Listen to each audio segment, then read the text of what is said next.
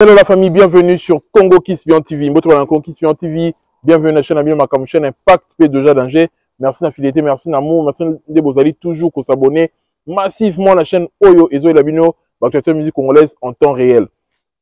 Je sais que je vous ai manqué, je suis de retour pour dire la vérité pour le bien de l'humanité. Aujourd'hui, nous allons parler de la polémique qui règne autour de l'artiste Fally Ipupa. Fally Ipupa, la Guinée, la Kimia, Azuneka Mikolo, et tout ça, na NBA, Fally Ipupa a représenté musique congolaise, a représenté musique africaine, comme il se doit. Il y a manque on a été. Il y a visite ezanga mutute, il y a visite ezanga solution. Dès tout le monde va confier na hippodrome, to yebite a obeta na toyo ba sango soit disant obeta na parking, soit disant obeta wapi, les oyo banate. Et soit on a munene o eza destiné na ba chevaux, est-ce ba katele mo eteni. Donc Fally Ipupa aza artiste oyo azotika biso incertainté. Et aza artiste oyo azoyela biso clarté na musique na ye. Abeti NBA azalaki na concert privé na Cameroun to lobela yango ba offrir Bible. Et est-ce que fallait rebongwana? Est-ce que fallait ayamba Yesu? Ayamba Yesu tonde nini? To moni réaction na ye to se penango. Et aussi à part wana Fally Ipupa isusu akangi actualité par rapport à Makambaoui Rasson.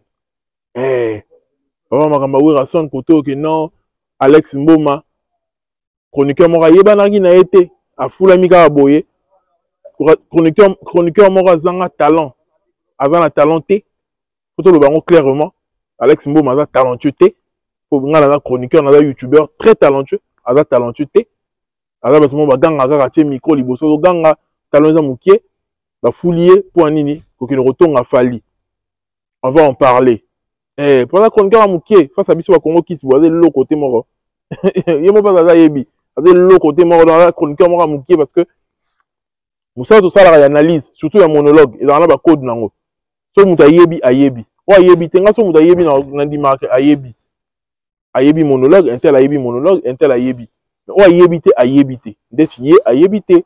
Ah talon Mouké na na quand beaucoup de nez m'a emmené et puis c'est buzz parce que voilà Odi Manzaka Fouli et tout ça là mais talentueux t'es talenté bah tu vas t'as la rapport à mon y a tué combat Fally peut-être mais talent bien les arcs analyse à l'autre côté voilà photo le bango clairement on va parler aussi de cette polémique avec Rasson. On voit la loyauté de Sankara de Kouta envers Fally Ipupa. Donc, si il fallait les gars Wenge, etc. On va parler de tout ça. Mettez-moi mes likes, s'il vous plaît. On dira la vérité pour le bien de l'humanité. Mes amis, je vais vous parler toujours de l'application Sendwave. C'est une très bonne application pour envoyer de l'argent au pays. Utilisez mon code promo KISS. Ça se télécharge sur App Store, Play Store. C'est une application qui te permet d'envoyer de l'argent sans frais d'envoi. Ton destinataire reçoit l'argent directement dans ses comptes Mobile Money. M-Pesa, Orange, Airtel pour la RDC. MTN, Airtel pour le Congo, Brazzaville. Vous avez un téléphone, vous avez juste besoin d'un numéro, na combo na compte bancaire na au Tindimbo, sur place, sans besoin de se déplacer, il peut avoir un téléphone. C'est la Sendwave. Code promo na KISS, KI2S, pour 10 € pour la première transfert na yo. Il a une très bonne application. J'aimerais que vous utilisez cette application. Big dédicace à toi, RK Reddy Kemé Nakata Grenoble, président Patrick qu'on a Lyon, frère Dardi Massamba, l'italien noir, l'Iji, on a un défaut, si on a Priscilla Luta, le cœur d'Armano Neto, je viens Nakata Cologne, il y a eu un wana, mon vieux Cyprien Anzolo, Gagné Bango, big dédicace à toi. On regarde cette vidéo, quand vous avez un point de décortiquer, va suivre son impact pédologie, il y a danger, tous les cas. Bonjour. Nabande Bonabiso Nyoso, Bawario. Partout au monde. Warrior Family, Warrior Bandeko, vive les Warriors, vive les Warriors, vive les Warriors. Message d'ailleurs ça l'élo aujourd'hui et outil Nicolo le 21 février. Message Munokonangai Maloba et outil et pas il y a directeur de marketing FBT Eddie Badiata. Pona Ndeko Nabiso Oyo Azalaki Kolobela Fally Ipupa comme fan naye à partir d'aujourd'hui Alex Mboma kotangaka lisusu kombo ya falite na émission na yo moko okosala maloba olobi biro eyebi yango ata mukete biro eyebi yango ata mukete oza fan comme fan nyonso oza engagé te na F-Victime à partir ya lelo kombo ya Fally Ipupa kotangaka yango lisusu na ba émission na yote. Vive les warriors, vive les warriors. Kata Alex Mboma alobelaka lisusu makambu ya Fally Ipupa te message ebini yayo esali mabe en tout cas biro eyebi eloko moko te ngai Kisinjoka leader américain boyebi molobeli na bino ya F-Victime bomona kiti na Berlin ndenge ba présenter kina yango naye kopesa ba warrior nyonso partout boza au monde. Merci. Voilà. Fally Ipupa abala buzz. Buzz est lingaraye parce que buzz naye est lié à l'activité naye. Naye ça tout le temps que l'artiste il est en train de faire le succès qu'il mérite. Un succès qui ne force pas. Il n'était pas sur les réseaux sociaux batouana ko le biara kombo naye. Que Fally Ipupa azobela malade azobela to yebite. Oh azobela batiaki azo traitement apemi boyena boy. Juste le silence. Parce que les gens ont besoin de lui. C'est lui qui fait fonctionner la machine ou l'industrie musicale congolaise. C'est lui qui fait fonctionner cela, c'est Fally Ipupa. Talaka que Fally Ipupa, époque dans internet là qui n'en pleure té. Bah tu vas ça les vidéo mutuna soloka. Bon imaginez. Internet là n'en pleure té. Bah là tu sais bah image moro que aza homosexuel, boyena boy. On parlait de lui avant que l'internet puisse avoir son ampleur. Émission ya dimanche au fala leki mukile vandi kimi ya batu sur la bandako. Donc aura ya Fally eza aura moro boy et qui sa mayele. C'est un artiste qui s'est imposé efficacement dans le game. Avant de les games et la musique congolaise à un niveau moins que pour la détrôner et comme il passe. Et comme il passe. Fally Ipupa a enrichi sa carrière non seulement de belles chansons, mais il a enrichi sa carrière de bonnes activités. À ça, la makambu, et ça, qu'il faut qu'on l'obéisse yango. C'est que ce qu'il fallait qu'il y ait un NBA pour représenter la musique congolaise. Et ce sont des événements que biso wa congolais to kamwa to lobi mutuna biso akekuna. Si on en parle, c'est parce que et là makambu auto mesana ki nangote. Fallait y aller biso makambu auto to moni yango sika na musique na biso na culture na biso. Yango na sala ke mukili elobela yango.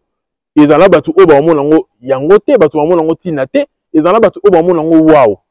Neti ba biso to averti to mona yango que wow, un artiste venant de Bandal a commis un niveau que non, alors qu'il va NBA, il va reconnaître, il va respecter. Non, c'est énorme. Et quand on me souffle, bon ça il est nini. Il y a une analyse. Oh, mettez-moi mes likes s'il vous plaît. On va décoller, on va dire la vérité pour le bien de l'humanité. Fally Ipupa, alors artiste Oyo, a une définition et histoire. Donc on peut dire que l'histoire de la musique congolaise a été inventée par Fally. Si on parle de l'histoire de la musique congolaise, c'est parce qu'il y a un Fally qui existe. Je m'explique. Pour te reconnaître que ma vieux yakala, ma salam ramouya danger, il faut que, en comparaison à Fally. Et puis, il faut te reconnaître que ma vieux yakala, ma salam est l'autre côté, il faut en comparaison à Fally. Mais tout ça, on doit comprendre l'analyse. Je m'explique. Fally Ipupa a eu disque d'or. Au moins que, pour tout le monde que, ça disque d'or, on a qu'ils ont danger. Il faut pas que ça soit dans le passé. Eh, il y a un mieux que histoire, maintenant, la définition histoire, c'est le récit des événements passés, ceux qui n'y ont pas de nous devons aller dans la définition de la musique, c'est Fally. Tara que pour moi, on a danger, au moins, il fallait être au Wembley. Pour moi, on a ils ont été mutalibo, ça bechango, babimise bino, archive morobo, oh, abeti masiki à l'époque. À ça, là, ceux qui n'y ont pas Wembley, bah, qui n'a pas festival morobo. Donc, grâce à Fally, tu as découvert même, Maramusu, bah, tu vas saler la kala. Donc, Maramusu, tu vas que, tel musicien, ça, telle chose. Tu vas découvrir, grâce à Fally. Mais ça, on a un zalatin. Même à l'époque, ça va succès. Donc, on a accepté par tout le monde. papa bakokuta na Peter Gabriel ah bato basepeli papa basali soki nini yango personne ne contestait ba prouesse ya papa même par exemple ni ya Kofi yango bala kopesa même courage ya ko exagérer ko dramatiser manga mususu kete to beti sala ngo ba ezaki 20 000 personnes mo la sala 10 000 bakosi ki ya 20 000 pourquoi parce que muto bala ko contester makamla manga za quitté certes les autres ko loba pe que il y a le numérique qui est arrivé et ça dit que le côté là sur la place nangote oui mais il y a parce que il y a eu un Fally oh tellement qu'ils ont réalisé plus que baninga mususu et comment ça là que bah tout mususu pas comme ko contester ba réalisation na e si langage comment le malheureux que makambo ya sikeza la raté c'est Salama Peter Gabriel featuring bon besoin de featuring papa mba yema la Peter Gabriel pour eux ont allé l'actualité bah comment le langage wana c'est à cause de qui à cause de Fally tant on va voir bah comme ça bah réalisation a Fally au moins bah son c'est bino que non Peter Gabriel ça la featuring sur nana nango donc fallait ça album Tokos ote King Kester pas ça album mon bongo ayembara banzinzi ote JB tout ayemba banzimba français avant mutalibo sauter pourquoi les gens disent tout cela parce que il y a un Fally qui a réalisé des choses grandioses dans sa carrière. Donc c'est Fally en fait qui a écrit l'histoire de la musique congolaise pour de vrai. Après comme ça là que toye bana maramba tout ça sala na kala na marambu ya batu ya lelo toye ba marambu nyonso to ko comparer yango amemi to le bana ti comparaison la musique. Amemi comparaison o ezalaka te. C'est pourquoi je dis que le mec pèse. Il pèse tellement dans notre industrie que, après, ça va tout, ma réflexion est belle. Après, qu'on réfléchir. Et nous, on est fiers de ce monsieur. Pourquoi? Parce que il honore la musique congolaise. L'artiste ne se repose pas. Hey, contrairement à ce que les gens disent que Akenaki il se repose. Non, il se repose pas vraiment quasiment. L'artiste congolais, là, la rappelle un pongit. L'artiste congolais, année où il faut compter ma concert, au moins, l'activité va sali quand va concerter l'activité na bango au moins qu'il y a facilement au gros bagasa qui tente d'activité mais Fally pour pas ceux qui vont sali bilan la fin de l'année ou bien bateau va qui est très concentré va sali bilan pour yo nanga to yeba que Fally pour pas sali nini année où ils rapace parce qu'il a toujours eu des années saturées là l'année morote Fally qui a sali moins d'activité donc la flèche est toujours croissante depuis 2006 il fait toujours plusieurs activités l'année. Ok, pour le compter, il faut avoir une équipe, comment dirais-je, ils ont noté chaque événement. Il y a un moment où tu voyais l'Arabie, ce qu'il fallait pour ça qui la fin de l'année, la bilan il y a année. C'est énorme ce que le mec fait. Parce que ça la moins que il va compétir na yete. Il faut pas y kaka. Fallait pas subir kaka. Drake a subi en États-Unis par exemple. Quand on crée la chanson comme They are not like us, hey, moi là, il y a Kendrick Lamar wana. Not like us, c'est not like us. Quand on va bon, il y a xénophobie. Bali on va dire Drake azali métis, biso to ba tout mundo, ala le quoi, they are not like us, they are not like us, on dit ba wana. Et la xénophobie, on va créer une amitié avec noire, communauté noire. Vous pouvez comprendre que Drake a ça la succès, mais avec le coup la bisoté, Azali Mundele à moitié. Vous voyez un peu? Azali Mundele à moitié, alors à bisoté. Mais pourquoi ça la initier bon? Pourquoi créer un wana? Et là juste parce que Azali a la longévité la carrière. Azali mais la trône.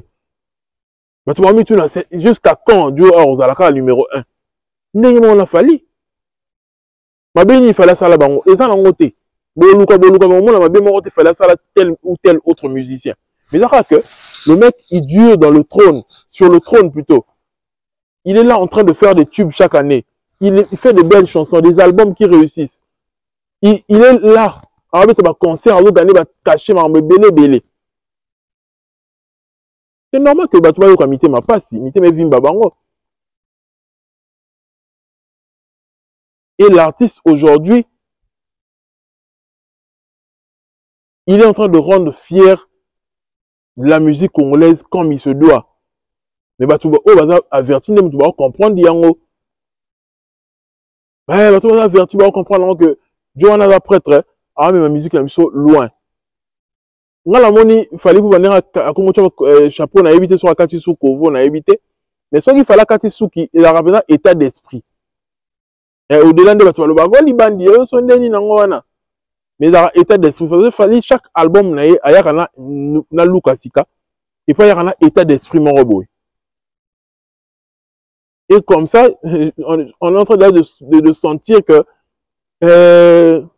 l'album urbain Zoya Mabé, et l'artiste a des choses qu'il va nous proposer cette année. Donc, année 2025, on ne va pas s'ennuyer avec l'artiste. Sur le moutabon, le BTNDNI. On ne va pas s'ennuyer. Habiter ce concert à bien na Cameroun, à réplanter biso, comme il se doit. Et l'icône lango, va passer Bible. Elle va passer Bible. Va passer Bible. Alors, que moi, si nous entendons trop, où il y a plus chrétienne et tout. Mais l'artiste fallait pour pas. Partout où il passe, on l'offre des cadeaux. C'est quelqu'un qui fait rêver. Même dans les chrétiens, il va bien dans mon gars, il va bien dans Yesu. Eh, pour avoir ta nion, ça fallait quoi zo yembela Yesu, ils en dette ndeni. Ils en dette ndeni. Yemo kutalo ba que featuring na Moïse Mbiye, ça la bien.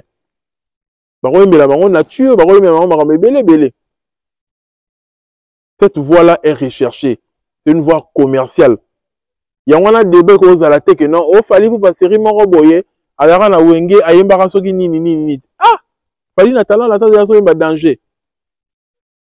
Ce qu'il fallait pour pouvoir partir chercher dans le quartier latin, il va voir où c'est la technique qu'il a emmené dans le quartier latin. Il a dit qu'il dans le quartier. Pour la tête de quartier latin, il y a des abonnés à Yembarat.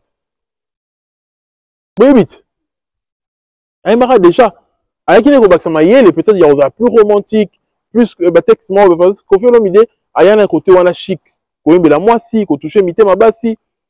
Ce sont des choses qu'il fallait pas dû apprendre dans le quartier latin. Mais le côté talent, il était déjà comme ça. Donc, vous savez que ceux qui orchestre, il y a qu'il fallait pas intégrer en côté. Pour preuve, vous avez déplique l'image en il a fallu. Ceux qui dépliquent, vous pouvez intégrer dans le quartier dans la Wenge. Bon, il fallait original pour intégrer Tendeni. Et puis, il faut le vélo encore. On va appeler bon chanteur, mais occuper l'orchestre ou échouer. Ils ont un peu logique. Hein. Je suis pas en train de dire qu'il fallait aller à la Wenge. Mais ils ont un peu logique. Rock ne peut échouer parce que Moutoulora Gaz Maoui Telelo, il pète sa carrière en train de très bien marcher. Mais Gaz Maoui a échoué dans le concours. Il y a en Afrique, de Voice, Sogini, a échoué. Mais les gens ont pété. Alors, ça a succès. Pour les gars, tout le Ghana fait concours en Angola, le Bayo, a sauté. Gali Garvey, est-ce que Ghana a concours wana? Abima soki troisième kakat. A Ghana rango. Boche langano na commentaire. A Ghana raté. Mais les gens wapi. Les gens superstar. Les loyers wana nanenga Congo. À l'équipe a te belé la musique urbaine. Elle va consommer, elle va streamer, elle va vivre pendant la musique. Alors ça va plein. Donc il a cité que si on a échoué, le roman que Vino mais échoué. Non, c'est faux, archi faux. Aujourd'hui, si vous voulez revenir en arrière, c'est parce que vraiment il fallait voir ça à succès. Vous lui avez dit que ma solo ya kala. Il y a Wenge, Azwakate pour danser, rebelle, chant moukier. Si on a un chant et moukier, chant et colis, bateau va chant et belé, les chants la mangozo au canal sauté. Bon, expliquons on est. Vous comprenez que musique est la discipline. Et bon, bah, faire, vous savez que faire, il y a des chanteurs, faire à ce qu'il y a nango. Fallait il y a ce qui danseur sur une des nango de au niveau bimsa bongo. Mais surtout le bito qui est ce qu'on a fait. Les lots fallait pour passer celui qui détient la couronne, il y a musique rumba. Nous avons ça, rumba, oh, bah, tu vois, c'est bien, on a fallu. Bon, expliquons on est que Moutou, oh, avec grand chanteur, il y a un chanteur, mais les lots au Kokasu, ko beta rumba, eux, c'est que ça va tout. Vérité en wana. Donc pour vous montrer que discipline la musique est importante. Il faut qu'on se discipline. C'est que discipline, il y a faire équita. Il y a à perdre de place naïe. Vérité en wana.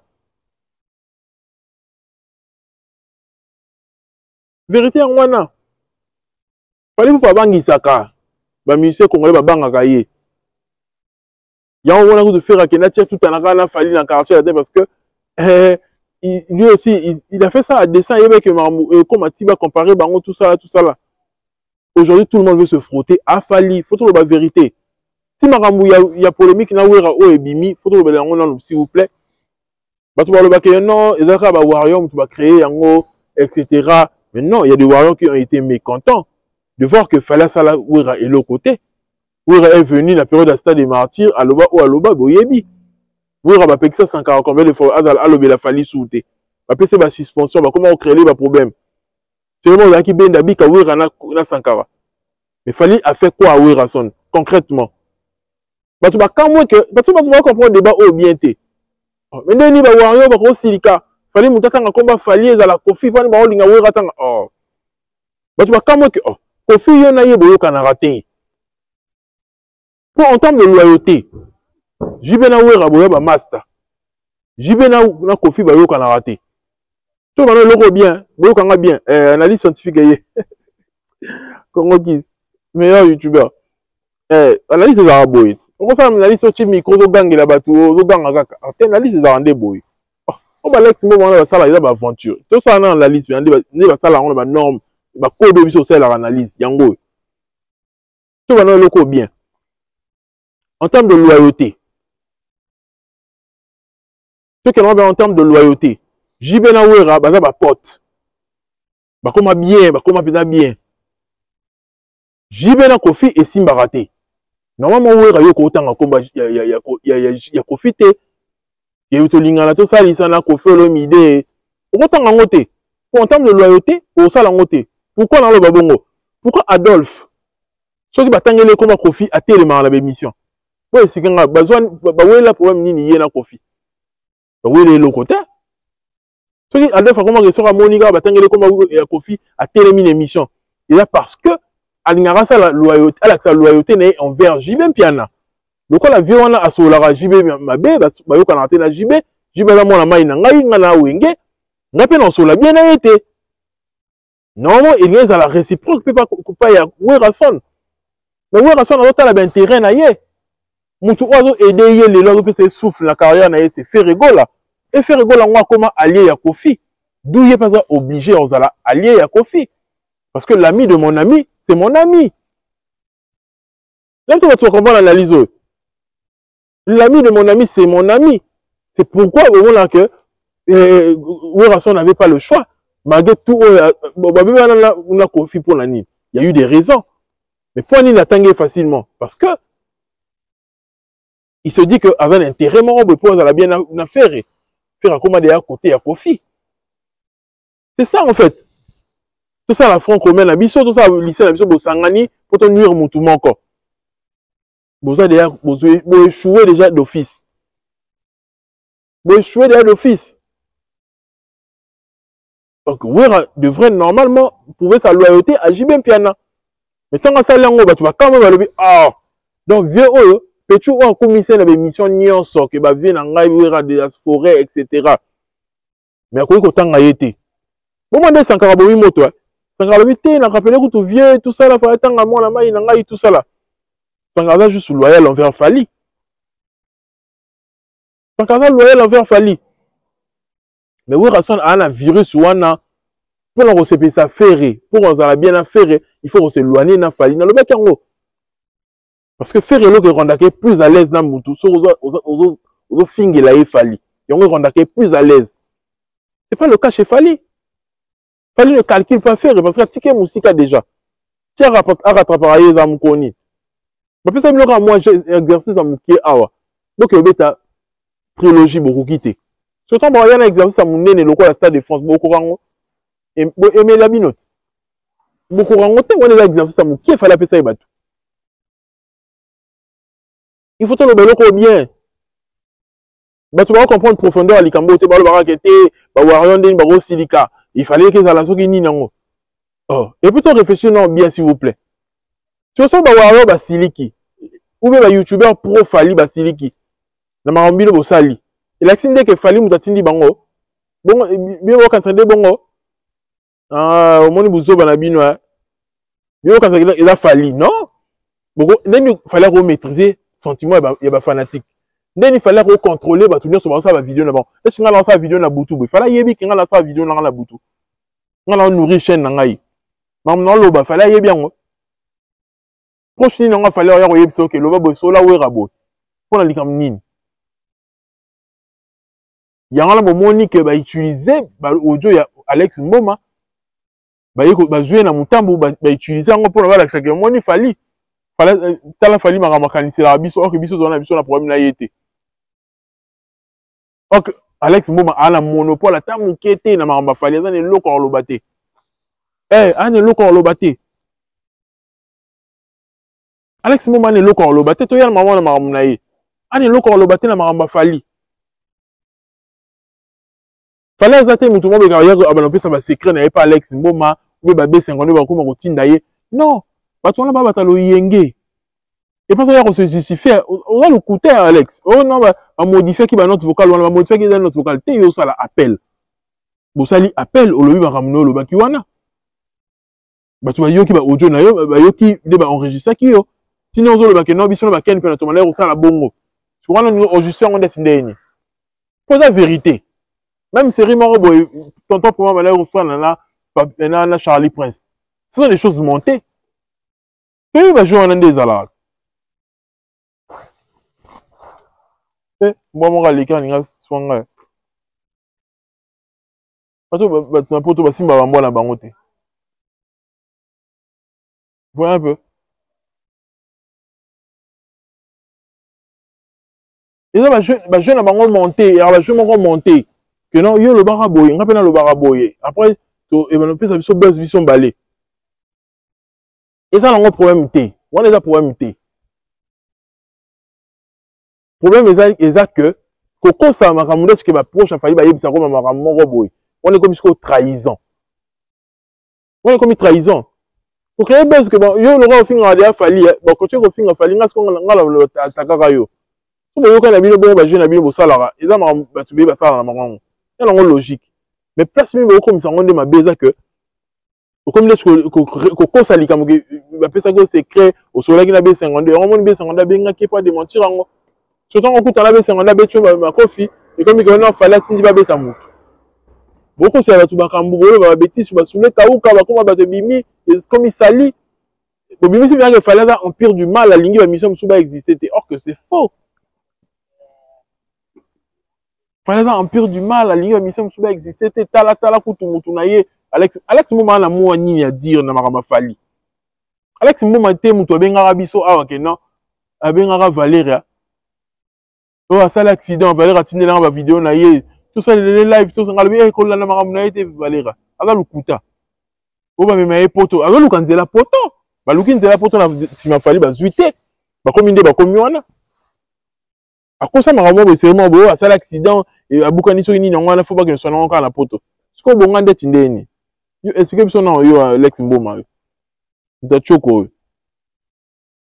obonga nde tindeni yo seulement osala accident tindaka video mo to maboko ngaye ozo kanduka boye so ndeni yango siko ndeni obonga esike biso na osala neti ndeni po bonga okenda su poto te kala na kino bika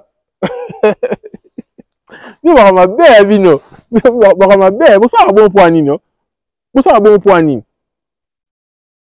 ale bongo mutu bya ozake ozoloba omibenga warrior olingaka fali po atako to atoza warrior te mais soko lobelaka plus un artiste ou le plus fali quand même il faut ça quand même la sagesse ou là que bah détenteur a fallu aux en contact na bango te est-ce que nga bien que vous allez en contact na détenteur moi a fallu to balobeta ma solo que yo le va sur fali non ça on est ndeni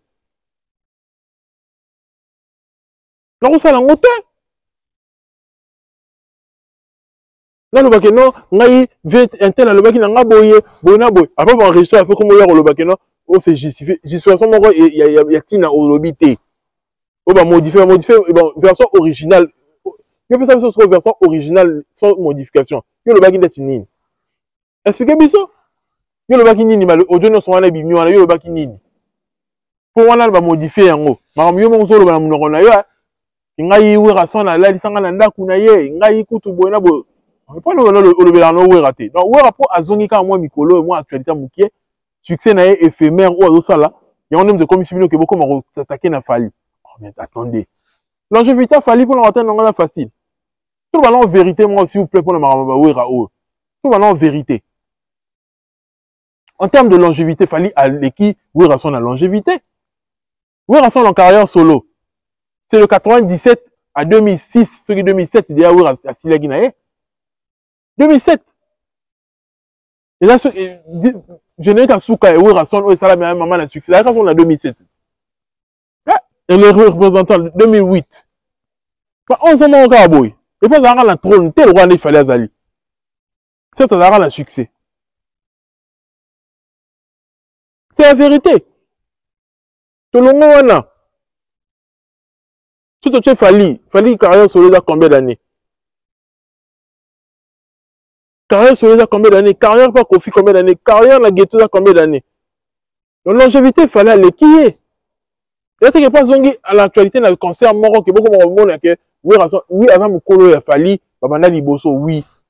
Mais en termes de réalisation Fally a réalisé mieux que Werason. Il a réalisé mieux que Werason. Werason n'a même pas 3 chansons. Oh, Yemba Yemoko Bandeti Souka. Il faut pas tirer les vocales la Souka parce que Yemoko a un problème. A un bémol la voix. A un problème. A un tube, tu as aligné, tube, tout le monde il fallait dans Cameroun, place, mais en français, kaka. Ou aligné, tube, banzem, lingala, tout ça, la rumba. Wera n'en a pas. Wera n'en a pas. Donc, ils n'ont pas fait la même carrière que Fally. Fally, il a fait une carrière exceptionnelle. Faut le bayango. Faut pas se prendre la tête, genre, tout comme on a remis ça moutou pas, si tout mis sous ça moutou pour rien. Fally, c'est le top, c'est le sommet de la musique congolaise. On n'a jamais eu un tel artiste. Bon, on le battait que non, bocha, arena wera, arena moro ya lioto, bocha, on compare on a arena Fally. Non, c'est quand même dégueulasse ce que vous faites. Pour un inéobi qui tourne à Binisa qui batou, à Kenaga, Bini dans sa genou, oui, et ça l'est bien. Pour concert, il faut un temps fort. Oui, et ça l'est bien. Mais l'accident que Tchango fasse un concert à Mine n'a Fally, non. Bon, parce que le lot numérique est combien? Le coûté là sur la place n'a noté. Que, oui, raccrocher sur le bac, non, quand ça, il y a tant de personnes, tout est vérifiable, les lots. Bon, imaginez, sur peut-être 15 ans en arrière. C'est qui non vérifiable. Oui, avec tu concert à Bongo, vous comparez, on a où il Fally. Mais oui, on a capable de le non, il se concert à 42 000 personnes. Parce que c'est pas vérifiable. C'est ce qu'ils nous ont fait à l'époque, Greco-Wana. Mais le temps que tout est vérifié, bah, reconstater. Parce que le Lukuta. Donc, ça, la mission de et l'équipe Arena où il Fally. Ils pouvaient nous dire ça. Parce que le Lukuta, il y a ma casse côté Wenge. Mais tellement que tout est vérifié, mais les lots, quand on le battait, ils n'arrivent pas, ils n'ont pas de quoi dire. Ah, c'est de ça qu'il s'agit. Et puis, c'est pas si. Ils n'ont pas de quoi dire. Et les gens devraient se calmer. Par exemple, la chanson Istaline, des chansons Rumba, Moko, sans vocal à Moutunakati. Werason avait besoin de son orchestre. On a dit support en aïe. Kenda assis là. Les détracteurs, il a fallu bazarande nini. Faut le beloko bien. Bon, la question, Moutouma a bimi sika. Asali loko moko boy. Bon, lukaka. Nani obundi la bango face ya Fally. Eh ben on va lukaka bon, nani obundi la bango face à Fally. So ba monika ke mikolo wana mutu moko boy atie mutu. Et kasali exploit moko boy face à Fally. Parce que souci à ba musique congolais, ils étaient que ba exceller. Souci à que nani azol arolongo la Fally na trône. So ba monika ke mikolo ba tso ba kokate. O ça exploit moko boy, c'est vraiment boy ah inosbi. Ba nominé na Beach Award, ba yé maman ko tia Fally panzi liko ba comme bango ne se soutenir mutongo. Tant mutongo au katana, au Rolanda, dont les gens prennent le relais. Il fallait comme si musique marathon hein. Ah préserve musique hein. Ah fallait comme si musique marathon. Et combien que tu vas sur relais. Eh tu vas sur relais. Comme un système à repasser relais. C'est vraiment comme Kofi. Kofi comme Wera. Comme Inosbi, comme Fabregas. Musique comme un relais. ezalaka bongo te epesi mpasi musique ekomi ya relais face à nini marathon ya fali donc fali amelisi bato pema na niveau moko kozwa idée te les gens passent le relais na mikolo lokola wera so na beti mwa eloko moko boye donc wera totya wera sera Didier Arena ferré eloko ya Didier Arena esimaki bien trop bien te parce que le spectacle était nul mais wera so soko lokola réussir spectacle na ye ndenge bakongolais balinga yango yena bamoto na likola podium babiloko wana nde bakongolais balinga oyo babengaka spectacle selon bango esali que balingi so badramatize yango aye kokunda fali aye kosala soki nini yango fali ake hôpital fali alongwe na terrain wera so yo koyema médaille wera so oza nzembo lokola bibi de la renta wana nzembo lokola liputa kidiafuka yo oza nzembo bongo oza nzembo lokola associé wana nzembo lokola nyolese kemi nyoka lese wana nzembo lokola baorgazi oza na batante na carrière na yo non oza na bakalos wana SL wana more wana banzembo wana te baalbum wana te donc bato oyo baoya kotya wera face à fali eza kaka bolinga bato bamanke respect pour rien oyo aza icône na biso nayebisa bino bolongola deya eloko wana expression wana ke wera aza légende te aza icône aza légende te donc la définition ya icône la légende eza moko te wera c'est une icône aye kochanger façon moko boye na musique na biso musique rumba mais l'artiste kaza légende ça m'a moko légendaire en Afrique soit ça ni ça eloko te tu as fallu légende tu peux voir légende mamni bolo bana bomili nini ba génie ko hein il y a la sens ata mukete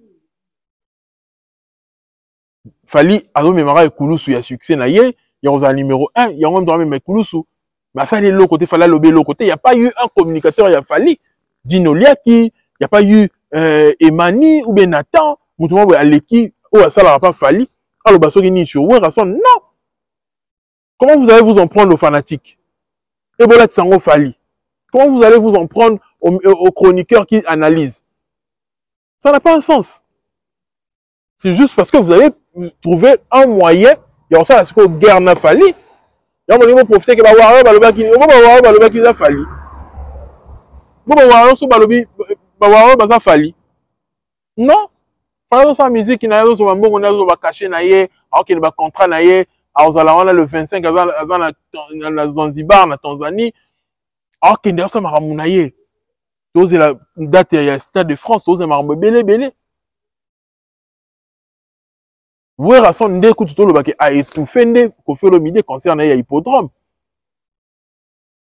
ce qui ponini yo azo étouffé yango parce que Kofi ba sortie médiatique ne comme le kaka boy parce que wera son aye na moto ya danger ngaku to mpesa wera concert ne oye no na moto boy profiter beta ba ING ça maramu na yo pour ya na succès mo éphémère pour succès oui mais la raison na ka banzembo succès que oya que ça que loko moko boya dit ça rien à 2 jours et ça nango succès oui mais succès bien ça que banzembo zo bomba yo banzembo bomba mutu tant moulayi na carrière omoni fali na ba médaille na ye asana ba code secret code d'amour na ye asana ba MH na ye asana ba afsana na ye biloko wana ezo bomba ye carrière moulayi mais ba besoin là que obeta ki concert moko be lobby ça et oui elle est kalango surtout le long monde il y a réseaux sociaux tous les jours il faut une nouvelle actualité sauf que zo ba s'actualiser te eza nango passer ele kalango fala buta beta URN to kanza ke mukile suki la vie continue ou pas bon remarquer bon ça bilongo constat fala buta beta URN non to kanza mukile suki to bon game style. C'est ce que moi je m'étais dit, toi l'habillement, on a benga même approche, je me suis fait le que game est sili.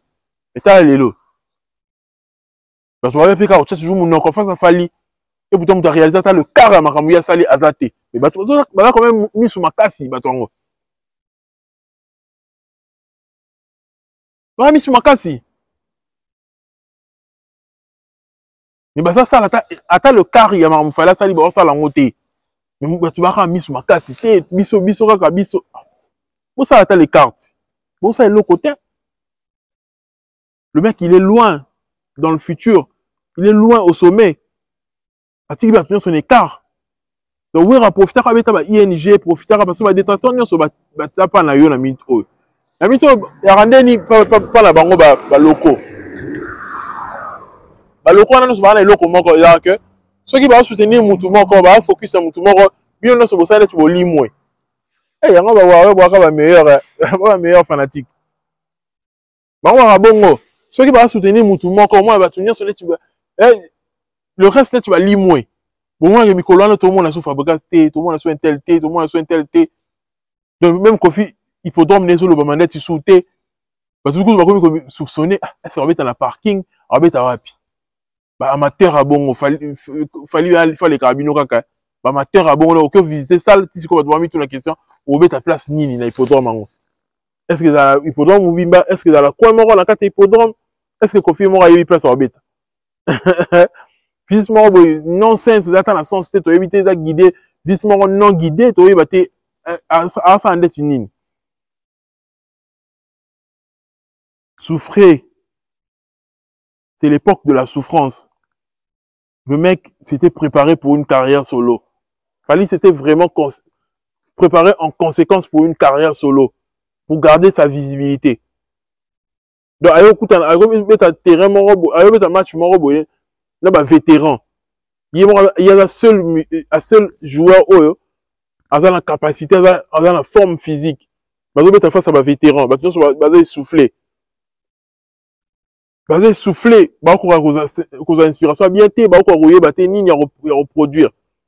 Manque de productivité, manque d'inspiration, manque de originalité, manque de créativité. C'est normal que fallait les cabines. C'est normal qu'à les cabines. Donc tout le monde a créé et ça va boba pour la regarder actualité. Et les warriors, soyez intelligents. Sachez qui soutenir. Ma chroniqueur Oyo, bazola na ranza la bala na libumu na bango bomonde ba komi ko bima bisa ba na poisa. Ko bisa ba na poisa. Mutu lora Alex Mo Manzela de okay wana. Falo finga loka fali. Pourquoi oya su ko se justifier que tenga na warrior na otika ka warrior. Warrior ni na se perso ko talo na ne o komi wana. Botalo na mawato ndi. Donc à mutu ma faut continuer au cas détracteur comme un détracteur parce que na CC yango de osala. Eh, comment nous avons des tracteurs au sein des tini? On a choisi. Pas nous sommes au Manduki. Tirer nos gars Fali. Un message de Rose Babal. Échanger Nine. Sur le baxi sous Babal, Nicolas Babal. Le mec, il est juste blindé. Il a une carrière. Il est en train de poursuivre sa carrière. Il a de l'énergie. À perdre de l'énergie n'a été. Il y a beaucoup de choses à venir. Beaucoup de choses à venir. Le wera na mito a étouffé na ba na ye na ba faire na ba héritier na yo ka ringa so beta concert na poto. Mais il faut à se préparer en conséquence. Non le bato loko moko faut ba comprendre parce que bato amona que ko beta concert na poto za danger so kindeni non. Et loko ya passi, faut to le belo to suka na loko. Et loko ya passi ya rosala ils allaient tournée européenne, na tournée africaine, surtout tournée africaine. Depuis il fallait vous battre des filles à la tournée africaine. Comment la moutou c'est longola? Comment la si moutou? Est-ce que comment la moutou mora aux salango?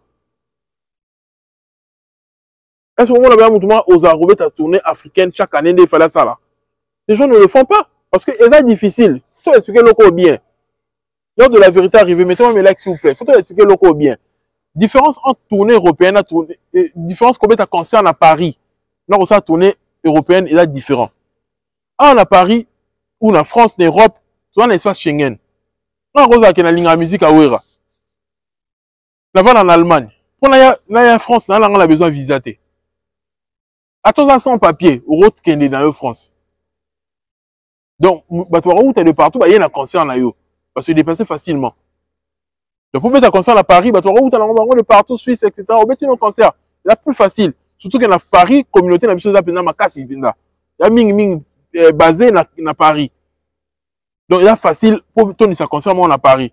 Mais là, on va pas ces aranines. Mais tu as tourné africaine. Parce que jamais, public n'a eu, oh, balingarayo, oh, avant la Gishasa. So, bah, yo, ok, mais tu as Burkina Faso, bah, on va visa, bah, on va billet d'avion, bah, qui est Burkina Faso. Non. Et c'est un public n'a eu, oh, ils ont la Burkina Faso, ndé, moutou, bah, yamba, yo. Moni comme pas si il a rendu wana. Et ça que aux en la public place aux okende. Nous sommes na Togo, il faut pas trouver na Togo, va vendre na Togo. Ba ngone tu faut ba yamba yo. Ba ya na concert na yo, ba yamba banze na yo. So beti na Mali, il faut za bato ba vendre na Mali, ba malien ou ba étranger ou ba na Mali. Ba ngone tu faut ba ya na concert na yo. Ça veut dire que musique na yo, il faut elonga place au sala ngona ki ça et que les ti na bamboka wana. Et ça pas si. D'autres comparer en côté. Et bah tourner ba ngona ke kobeta poto net challenge makasi yangwana non. Challenge à pas c'est ça kobeta la tournée africaine, tournée américaine, tournée européenne parce que fallait même la ndenge ya kobeta la concert na poto a su kaka na Paris te. Fallait beta na Italie. Fallait beta en Allemagne deux concerts dans deux villes différentes à ça lango ba plein de ba jour ouvrable. Mais artiste congolais mora remekanzo to kuna totala ye. Ba rosa lango te parce que eza pas si donc on va ça comme makambu ya pété. Qui était n'avait pas concernant la poto na France, na Paris à préparer pendant des jours, bah créer leur stratégie etc. Non. Ça c'est une stratégie que non, ou beta concert na na Allemagne. Tout à la concert on les a là, puis ils en Nganda, tout ils en salle. Ça une stratégie. Beta concert na Suisse, beta concert, beta ma concert, beta tournée européenne de fallait ça là. A ba date. Ou tu as différentes dates dans ma ville et belé. Bah tu vas y a un concert on a nion sur autonis. Il y a pas si. Et ça pas si. Il y a des vrais défis. Oh ça va défi Mickey. Vérité zandé on a louchu au loba. Ceux qui ont aimé mon analyse, mettez-moi mes likes, abonnez-vous massivement. N'oubliez pas, télécharger Sendwave pour envoyer de l'argent avec mon code promo KISS. C'est très important, soutenez votre YouTuber. En ensemble, on se retrouve prochainement pour une autre vidéo ou pour un live, on ne sait pas. Restez branchés, restez à l'affût. Paix sur vous.